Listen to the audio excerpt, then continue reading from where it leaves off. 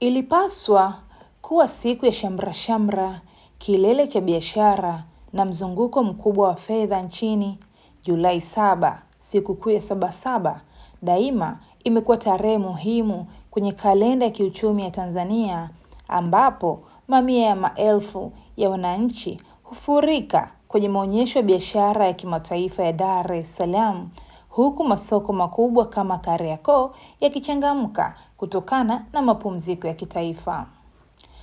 Hata hivyo, hali ilikuwa tofauti siku ya leo.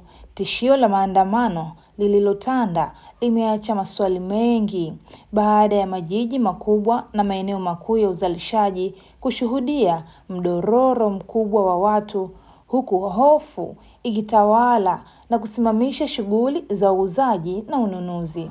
Pigo la kilele cha Sabasaba, mabanda matupu, gharama zilizopotea.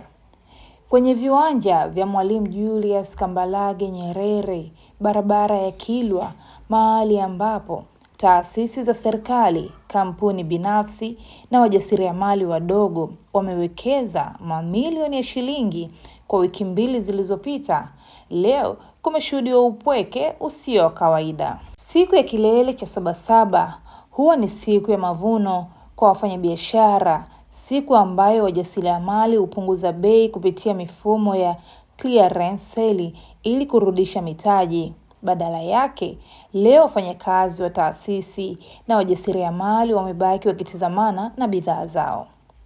Gharama ya kukodi mabanda, posho za wafanyakazi na maandalizi ya vifaa vya kidigitali zimebaki kama deni kichwani mwao, huku kukiwa hakuna wateja wa kununua bidhaa au kupokea huduma. Mbali na viwanja vya maonyesho, moyo wa kibiashara wa ukanda wa Afrika Mashariki, Kariakoo, pamoja na masoko makubwa kwenye majiji ya Arusha, Mwanza na Mbeya yameshuhudia kile kinachoitwa kitaalamu Ghost Town Effect. Mishororo ya maduka imebaki imefungwa, huku kukiwa na ulinzi mkali wa vyombo vya usalama. Athari ya kufungwa huku imegusa maisha ya chini kabisa ndani ya saa chache. Sekta isiyo rasmi, yaani wabeba mizigo, mamalishe, waliopika chakula asubuhi na madereva wa bodaboda wamejikuta wakirudi nyumbani mikono mitupu. Hili ni kundi ambalo halina akiba ya benki. Kukosa kipato cha leo maana yake ni changamoto ya chakula cha jioni kwa familia zao. Hasara na kodi ya serikali.